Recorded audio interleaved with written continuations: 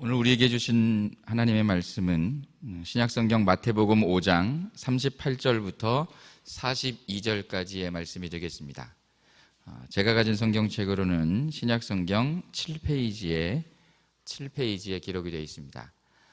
마태복음 5장 38절부터 42절까지 저와 여러분이 한 절씩 교독하신 후 마지막 절은 합독하시겠습니다.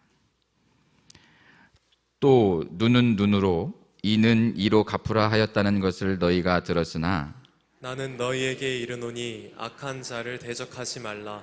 누구든지 내 오른편 뺨을 치거든 왼편도 돌려대며 또 너를 고발하여 속옷을 가지고자 하는 자에게 겉옷까지도 가지게 하며 또 누구든지 너로 억지로 오리를 가게 하거든 그 사람과 심리를 동행하고 내게 구하는 자에게 주며 내 거절하지 말라. 아멘.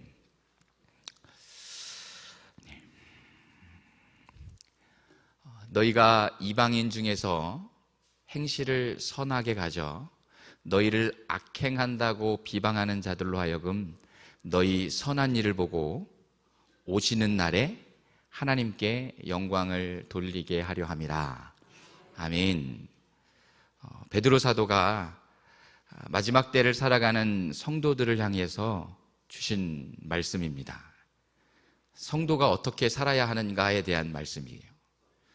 그런데 제가 2장 12절 말씀을 함께 암송으로 여러분들을 축복하려고 함께 말씀을 드렸습니다.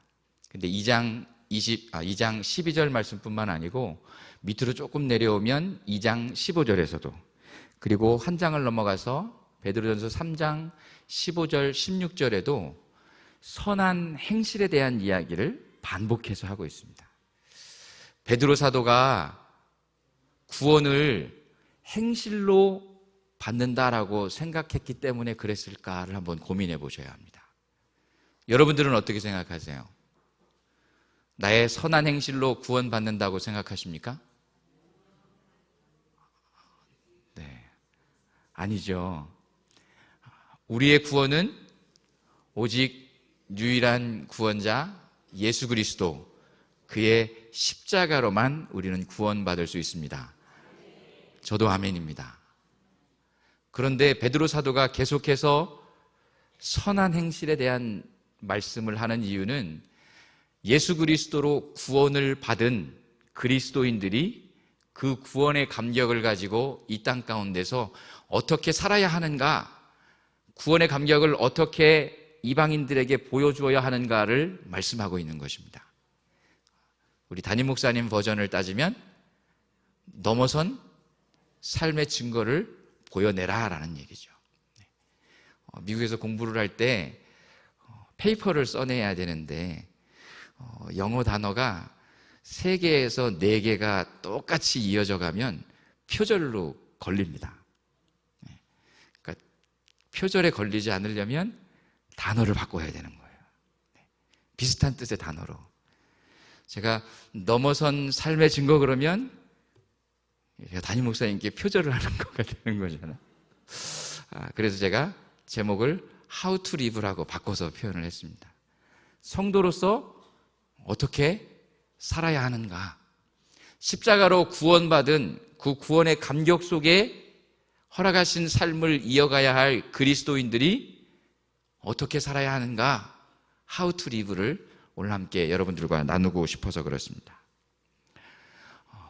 요즘 제가 화요일 저녁마다 한 20분의 성도분들과 공부를 하고 있습니다. 제가 그 공부하는 제목을 비블리아 후마니타스라고 정했습니다. 성서 인문학이에요. 제가 지금 깨알 광고를 하고 있는데 네. 성경 속에 있는 역사 이야기를 나누고 있습니다. 역사가 어떻게 흘러갔고, 이스라엘의 역사는 어떻고, 이스라엘 주변의 역사는 어떻고, 그 역사를 통해서 이스라엘이 그 몸에 어떠한 흔적을 가지고 있는지, 그 흔적을 통해서 어떠한 교훈을 삼고 믿는 우리들은 그 역사적인 흔적을 가지고 삶을 어떻게 살아내야 하는지 How to Live의 숙제들을 내어드리고 있습니다. 살짝 맛을 보여드려볼까요? 네. 다윗의 혈통을 이어받은 남조 유다가 바벨론이라고 하는 제국에 의해서 멸망을 당합니다. 한 방에 끝나는 것이 아니고 3번에 걸쳐서 멸망을 당하게 돼요. 바벨론의 느부갓네살이라고 하는 왕이 왕위에 올라가자마자 BC 605년에 예루살렘으로 쳐들어옵니다. 우리 성서인문학을 저와 함께 공부하시는 분은 제가 질문할까 봐 지금 고개를 푹 숙이고 계시는 것 같은데, 네. BC 605년에 예루살렘으로 쳐들어왔어요. 그게 바벨론의 1차 침략입니다. 거기에서 다니엘과 세 친구가 포로로 끌려가게 돼요. 그렇게 세월이 조금 흘렀습니다. 그랬다가 유다가 다시금 배반을 합니다. 그래서 느부갓네살이 BC 597년에 또 한 번 쳐들어와요. 그래서 그때 당시에 임금이었던 18살의 여호야긴 왕을 끌고 갑니다. 그리고 그 당시 때 가나안 땅에서 예루살렘에서 살던 대장장이 손을 쓰는 장인들을 모두 끌고 가면서 에스겔이라고 하는 제사장도 끌고 갑니다. 그렇게 세월이 조금 더 흘렀습니다. 남조 유다의 마지막 임금이었던 시드기야 때에 BC 586년에 세 번째로 바벨론이 침략해 옵니다. 그 속에서 시드기야가 도망가다가 붙잡혀요. 그리고 시드기야의 두 아들, 왕자들이 되겠죠. 왕자들이 아버지가 보는 눈 앞에서 죽임을 당합니다. 아들이 죽는 모습을 지켜보고 나서 곧바로 그 두 눈을 뽑아냅니다. 그리고 시드기야는 바벨론으로 끌려가요. 바벨론에 도착하자마자 죽임을 당합니다. 자, 시험을 한번 볼까요? 자, 바벨론에 의한 예루살렘에 흔적이 있었다 그랬습니다. 네, BC 605년에 1차 침략. 누가 끌려간다고요? 다니엘과 세 친구. 자, 2차 침략은 BC 597년이었다고 그랬습니다. 누가 끌려가요? 예, 그 당시의 왕이었던 여호야긴 그리고 에스겔 선지자가 끌려갔습니다. 마지막 3차 침략 때는요, 시드기야가 끌려갔습니다. 앞으로 성경을 읽으시다가 곱게 나오면 1차 침략, 2차 침략 이렇게 기억하시면 돼요. 세 차례의 침략을 통해서 BC 586년에 남조 유다는 멸망을 당합니다. 다윗의 왕조가 끝이 났어요.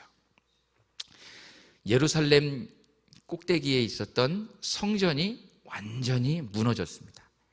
성전이 없어졌다라는 거예요. 바벨론을 통한 이스라엘의 아픈 흔적은 예배드릴 수 있는 처소가 없어졌다라는 겁니다.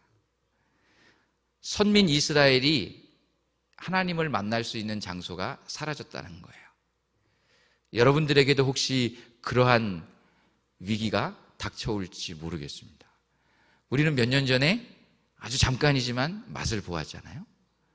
성전문을 닫아 걸고 요 옆에 창가 옆에 유리창을 통해서 찬송 부르면서 예배전으로 나오지 못했던 우리 권사님들의 모습이 제가 아직도 눈에 선합니다.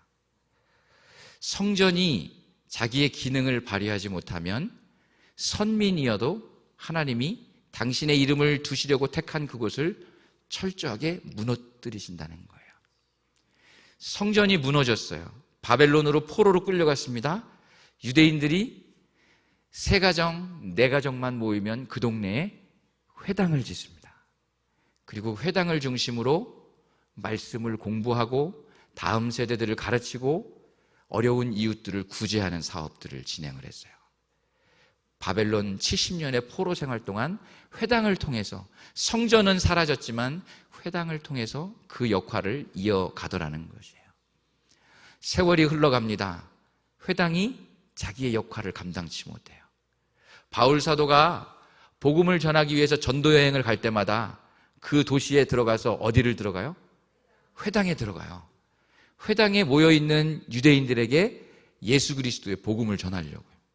그런데 회당에 모여있던 유대인들이 예수 복음을 받아들이지 않습니다. 바울을 배척해요. 하나님의 말씀을 연구하긴 했지만 제대로 된 말씀 연구가 이루어지지 않아요. 회당의 기능을 점점점 상실해 갑니다. 그래서 어떤 일이 벌어지냐면 바울이 회당을 떠나서 두란노 서원을 통해서 그곳에서 말씀을 강론하고 제자들을 양육해 가요. 그것이 에베소 교회의 시작이 됩니다. 교회가 시작되었다라는 거죠. 성전이 무너지는 아픔을 통해서 회당이라고 하는 또 하나의 하나님의 방법이 나타났어요. 회당이 그 기능을 하지 못하면 교회라고 하는 공동체가 만들어집니다. 우리에게 적용해 볼까요? 교회라는 공동체가 그 역할을 감당하지 못하면 어떻게 되겠습니까? 하나님은 그 촛대를 다른 곳으로 옮겨갈 수밖에 없습니다. 사랑하는 여러분, 여러분이 사랑하고 섬기는 이 교회가 말씀 중심의 큰 믿음, 십자가 중심의 참 믿음 가지고 기도의 재단을 쌓아가지 못하면 그 촛대가 옮겨갈 수도 있다는 거예요. 우리 그 촛대 옮겨지지 않도록 교회의 사명, 교회의 역할을 나부터가 멋지게 감당하는 성도로서 어떻게 살 것인가 교회의 역할을 멋지게 감당해가는 내가 되겠습니다라는 아름다운 결단과 실천이 이루어지는 보배로운 성도분들 되시기를 주님의 이름으로 간절히 축복합니다. 자, 오늘 본문 말씀에 보니까 38절을 이렇게 시작합니다. 또 눈은 눈으로 이는 이로 갚으라 하였다는 것을 너희가 들었다라고 되어 있습니다. 자, 눈은 눈으로 갚으라는 거예요. 누가 내 눈을 상하게 했으면 그 사람한테 똑같이 눈을 상하게 하라는 거예요. 누가 내 이빨을 부러뜨렸으면 나도 가서 그 이빨을 부러뜨리라는 거예요. 그게 고대 근동의 정의예요. 고대 근동의 법칙입니다. 제가 사진 하나를, 제가 요즘 사진 많이 띄우죠. 네. 네. 이상하게 생긴 돌기둥이 하나 있습니다. 위에는 뭔가 조각이 되어 있고요. 밑에는 이렇게 돌기둥입니다. 자세히 보일지 모르겠는데 저 밑에는 하얀색으로 글씨들이 막 써 있습니다. 우리 학생들이 학교에서 함무라비 법전이라고 배우는 겁니다. 저는 예전에 학교 다닐 때 함무라비 법전 그래서 책인 줄 알았어요. 근데 이렇게 돌기둥이에요. 2m 한 30cm쯤 되는 큰 돌기둥입니다. 지금으로부터 약 4,000년 전 BC 18세기경에 바벨론 지역을 다스리던 함무라비라고 하는 왕이 자기가 다스리는 통치하는 바벨론의 정의는 이런 거다라고 한 280여 가지의 법률을 정해서 적어놨어요. 그게 함무라비 법전입니다. 저기에 대표적인 법률이 뭐냐면 눈에는 눈, 이에는 이라는 법률이에요. 동해보복법이라고 외치는 겁니다. 오늘 함께 읽은 본문 38절에 눈에는 눈, 이에는 이, 여기에서 시작된 거예요. 그 당시까지도, 예수님 당시까지도 이게 정의였다는 거예요. 그런데 예수님이 말씀을 듣는 제자들에게, 성도들에게 도전하고 있는 거예요. 복음을 들은 그리스도인들은 거기서 멈추면 안 된다라는 거예요. 그러면 복음을 들은 그리스도인들은 어떻게 살아야 하는가? How to live를 어떻게 펼쳐내야 하는가? 오늘 39절부터 주님이 가르쳐주고 계시는데 제가 그걸 하나씩 여러분들과 함께 살펴가 보려고 합니다. 우리 39절을 한번 같이 볼까요? 39절을 같이 한번 읽어보겠습니다. 시작. 나는 너희에게 이르노니 악한 자를 대적하지 말라. 누구든지 내 오른편 뺨을 치거든 왼편도 돌려대며. 그 당시의 정의는 눈에는 눈, 이에는 인데 우리 주님은 다른 방법을 말씀하고 있어요. 너희의 대적들한테 뭐 하라는 거예요? 갚지 말라는 거예요. 악한 자들에게 대적하지 말라는 거예요. 오른뺨을 때리면 왼뺨도 돌려대라는 거예요. 자, 그 당시에 정의로 따지면 오른뺨을 때렸어요. 그럼 어떻게 해야 돼요? 나도 오른뺨을 때려야 되겠죠. 근데 그러지 말라는 거예요. 왼뺨마저 돌려대라는 거예요. 자, 여기서 오른편 뺨을 때렸다라는 표현인데 유대인들의 풍습은 오른쪽이 좋은 거예요. 그래서 가급적 오른편을 사용해요. 그럼 오른손 가지고 오른뺨을 어떻게 때릴까요? 지금 이렇게 때리면 어떤 뺨을 때리는 거예요? 상대방에 이렇게 때리면 어떤 뺨을 때리는 거예요? 왼뺨을 때리는 거잖아요. 그러니까 오른편 뺨을 때렸다라는 건 이렇게 때렸다라는 거예요. 네, 상당히 기분 나쁘지 않을까 싶어요. 아니면 앞에 서 있는 사람이 뒤에서 찰싹하고 때리면 오른편 뺨을 때리겠죠. 지금 39절의 말씀은 그런 말씀이에요. 기분 나쁘게 때리거나 나도 모르는 사이에 갑자기 뒤에서 누가 탁 때려도 욕을 하지 말고 왼뺨을 돌려대라는 거예요. 그게 복음을 받아들인 예수의 제자들의 How to live라는 거예요. 여러분 그렇게 하실 자신이 있으세요? 고민스러운데요. 그러시지 않을까 싶어요. 무슨 말씀이냐면 세상의 정의는 그렇지만 너희는 그러지 말라는 거예요. 세상과 거꾸로 가라는 거예요. 그 고통, 그 모욕, 그 아픔도 예수 복음을 위해서 참아내라는 거예요. 그게 그리스도인들의 How to live라는 거죠. 한 절 더 밑으로 내려가 볼까요? 40절입니다. 40절도 한번 읽어볼게요. 시작. 또 너를 고발하여 속옷을 가지고자 하는 자에게 겉옷까지도 가지게 하라. 속옷 좀 빌려주세요. 그러면 겉옷까지 내주라는 거예요. 그 당시의 정의는 누가 속옷을 뺏어가면 가서 속옷을 훔쳐와야 되는지 모르겠지만 그러지 말고 겉옷도 내주라는 거예요. 자, 고대 근동에 유대인들에게 겉옷의 의미가 어떤 의미냐면 우리 출애굽기 22장을 한번 가보실게요. 출애굽기 22장에 26절, 27절에 보면 이렇게 기록되어 있어요. 네가 만일 이웃의 옷을 전당을 잡거든 해가 지기 전에 뭐 하라는 거예요? 돌려주라는 거예요. 왜요? 27절로 넘어가 보실게요. 그것은 그 사람한테 유일한 옷이라는 거예요. 뭐 할 때 쓰는 거예요? 그걸 돌려주지 않으면 그가 알몸으로 잘 수밖에 없으니까 그러지 않도록 겉옷은 해가 지기 전에 돌려주라는 거예요.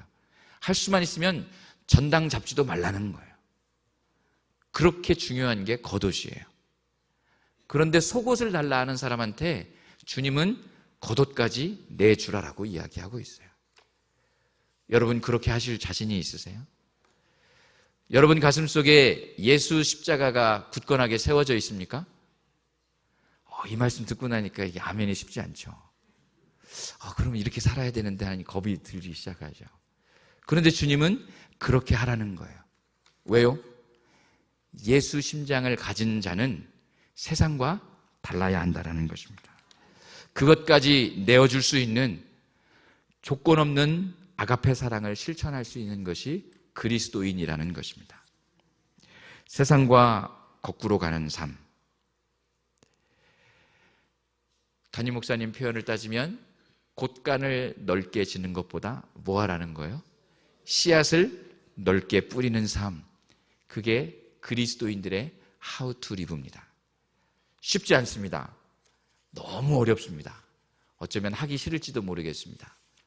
그렇지만 예수 그리스도 값없이 주신 그 십자가의 은혜를 가슴 안에 간직하고 있는 우리들이 선한 행실을 통해 How to live를 통해 예수 복음을 조금씩 아름답게 믿지 않는 이방인들에게 전할 수 있는, 그래서 오시는 날 우리의 선한 행위를 보고 하나님께 영광 돌릴 수 있는 멋진 삶을 살아가는 복된 성도분들 되시기를 주님의 이름으로 이 약속의 말씀으로 간절히 축복합니다. 자, 계속해서 밑으로 내려가 보죠. 41절입니다. 허락하시면 41절도 한번 읽어봅니다. 시작. 또 누구든지 너로 억지로 오리를 가자 하거든 그 사람과 심리를 동행하라. 자꾸 어려운 말씀을 하고 계세요. 자발적으로 오리 가는 거면 기쁨으로 가면 돼요. 사랑하는 사람하고 오리가 아니라 심리를 갈 수 있죠. 제가 미국에 있으면서 저희 가족과 함께 기억하세요? 제가 몇 킬로를 달렸다고 말씀드렸는지 기억나세요? 4만 킬로를 좀 넘게 달렸어요. 지구 한 바퀴를 돌고도 남는 거리예요. 그런데 하나도 안 피곤했어요. 그런데 억지로 가려면 오리도 어려운 거예요. 그런데 주님은 그 오리를 넘어서 심리를 가지라고 얘기를 하는 거예요. 엑스트라 마일이 여기서 나오죠. 깜짝 놀랄 만큼 더 하라는 거예요. 야, 이렇게까지 한단 말이야? 놀랄 만큼 한 걸음 더 앞서라는 거예요. 손 한 번 더 내어 밀라는 거예요. 그게 예수 복음을 가진 그리스도인들이 살아가야 할 how to live라는 거예요. 기대하는 것 이상을 실천할 수 있는 것, 그것이 예수 믿는 자의 삶이라는 거죠.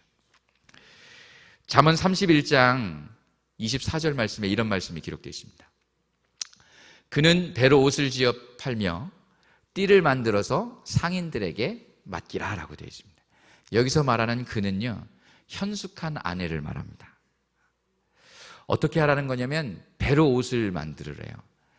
여기서 말하는 배는 린넨을 가리키는 겁니다. 고급 옷감을 가리키는 거예요. 고급 옷감을 만들어서, 옷을 만들어서 파는데, 현숙한 사람은, 예수 복음을 간직한 사람은 그냥 옷감 샀으니까 팔아서 주는 것뿐만 아니라 뭐를 만들으래요? 띠를 만들어서 주래요. 여기서 말하는 띠는 이쁘게 포장해서 주라는 의미를 담고 있습니다. 그냥 옷감만 줘도 되는데 포장해서 주라는 거예요. 기대치 이상을 하라는 거예요. 사랑하는 여러분, 여러분들도 여러분 주위에 있는 친구들에게, 심지어 믿지 않는 자들에게 그들이 기대하는 것 이상을 전할 수 있는 멋진 삶을 살아가시기를 바랍니다. 내가 손해보는 것 같지만 그것이 주님이 우리에게 가르쳐 주신 how to live라는 것입니다. 한 절 더 내려가 보죠. 마지막 42절입니다. 마태복음 5장 42절. 마지막까지 한 번 더 읽어봅니다. 시작. 내게 구하는 자에게 주며 내게 꾸고자 하는 자에게 거절하지 말라. 우리 주님이 마지막으로 가르쳐 주신 how to live는 주라는 거예요. 그냥 주라는 거예요. 달라 하는 자한테 뭐 하라는 거예요? 거절하지 말라는 거예요. 쉽지 않은 일입니다. 그렇지만 주님은 왜 그렇게 말씀하셨을까요? 받는 것보다 주는 자가 복이 있다라는 사도행전 20장의 말씀을 이루기 위해서 그렇습니다. 사랑하는 여러분, 테이킹의 기쁨보다 기붕의 기쁨을 간직하는 복된 여러분들 되실 수 있기를 간절히 바랍니다. 이야, 이것까지 해준다고? 시냇가 푸르나무 교회 다니더니 이상해졌어. 이렇게 여러분의 친구들에게 인정받을 수 있는 자가 되라라고 우리 주님은 오늘 본문을 통해서 how to live를 말씀하고 있다는 것입니다. 그 모든 것을 결론으로 말하는 것이 오늘 함께 읽지 않았지만 밑에 있는 44절입니다. 내가 너희에게 이르노니 너희 원수를 사랑하라. 너희를 박해하는 자를 뭐하라? 기도하라라는 거예요. 한 걸음 더 앞서서 나가는 것. 원수를 사랑하는 것, 내 힘으로 할 수 없습니다. 그러니까 어떤 힘으로 해야 되는 거예요? 내 속에서 능력으로 역사하시는 이의 역사를 따라 해야 하는 거예요. 우리 그러한 멋진 삶을, 멋진 하우투리브를 감당해 갈 수 있는 복된 은혜가 있어 주시기를 주님의 이름으로 간절히 축복합니다. 제가 그림 2장을 마지막으로 띄우면서 여러분들하고 말씀을 마무리하려고 합니다. 로마 시대에 그리스도인들이 어마어마한 박해가 이루어졌습니다. 박해받는 그리스도인들을 때리고 죽이는 이 총독의 입에서 나오는 고백이에요. 뭐라고 고백하냐면 한번 같이 읽어보실까요? 인들은 참으로 무서운 사람들이다. 그들은 눈물을 흘리지 않고 울며 싸우지 않고 이기며 축복으로 저주할 줄 아는 법을 가진 자들이기 때문이다. 여러분들도 여러분의 친구들에게 이러한 인정받는 삶을 살았으면 좋겠습니다. 그리스도인들은 무서운 자들이라는 거예요. 우리 시냇가 푸른나무 교회 성도들은 무서운 자들인 줄로 믿습니다. 왜 그럴까요? 눈물을 흘리지 않으면서 울 수 있는 사람들이기 때문에 그렇습니다. 여러분들이 그러한 삶을 사는 거예요. 싸우지 않고도 이길 수 있는 대단한 분들이세요. 그리고 오늘 44절에 이야기한 것처럼 원수를 사랑하는 것처럼 오히려 원수들을 향하여 축복으로 저주할 수 있는 멋진 하우투리브를 실천해가는 여러분들 되실 수 있기를 주님의 이름으로 간절히 부탁을 드립니다. 마지막 사진 한 장을 더 볼게요. 제가 참 좋아하는 기독교 변증가입니다. C.S. 루이스라고 이름을 가진 사람이에요. 이 C.S. 루이스가 그리스도인들을 가리켜서 이렇게 이야기를 했습니다. 그리스도인들은 그리스도인이 된다는 것, 예수 심장을 갖는다라는 것은 절대로 용서할 수 없는 사람을 용서하는 거예요. 왜요? 내가 그렇게 용서를 받았으니까. 여러분 용서함을 받으셨나요? 죄 씻음 받으셨습니까? 여러분 가슴 안에 예수 십자가가 있나요? 그러면 용서할 수 없는 자까지 손을 내어밀 수 있는 하우투리브를 실천해 가셨으면 참 좋겠습니다. 그러할 때에 우리 주님이 말씀하신 이 아름답고 놀라운 은혜가 우리 안에 가득하게 될 줄로 믿습니다. 우리 말씀 한 구절 같이 읽고 같이 기도하겠습니다. 마태복음 5장 16절입니다. 잘 아시는 말씀이죠? 우리 같이 한번 힘있게 나도 이러한 삶을 살겠습니다. 이러한 하우 투 리브를 실천해 가겠습니다. 우리 담대하게 한번 선포해 보실까요? 시작. 이같이 너의 빛이 사람 앞에 비치게 하여 그들로 너의 착한 행실을 보고 하늘에 계신 너희 아버지께 영광을 돌리게 하라.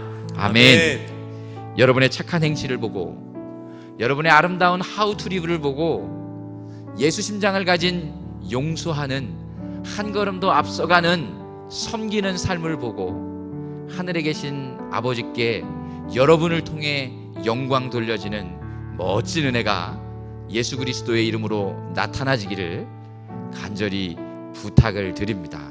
우리 잠시 눈을 감을까요? 제가 말이 느려서 시간이 많이 지났네요.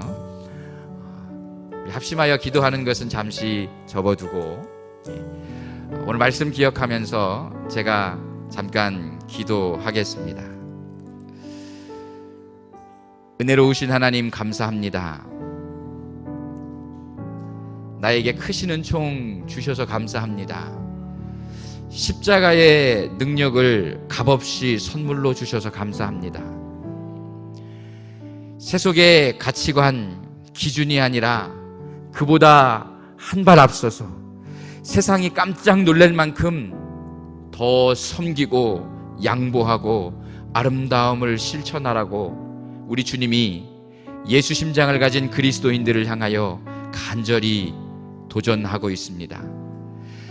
하나님 왕관의 보석 같은 사랑하는 우리 모든 시냇가 푸른나무 교회 성도들, 쉽지 않지만 어렵지만 아니 때로는 하기 싫지만 예수 복음을 가슴 안에 간직하고 주님의 가르침을 따라 축복으로 저주하며 싸우지 않고 울며 아름다운 사랑을 용서를 실천해가는 하우 투 리브의 전문가들 모두 되게 해 주시옵소서.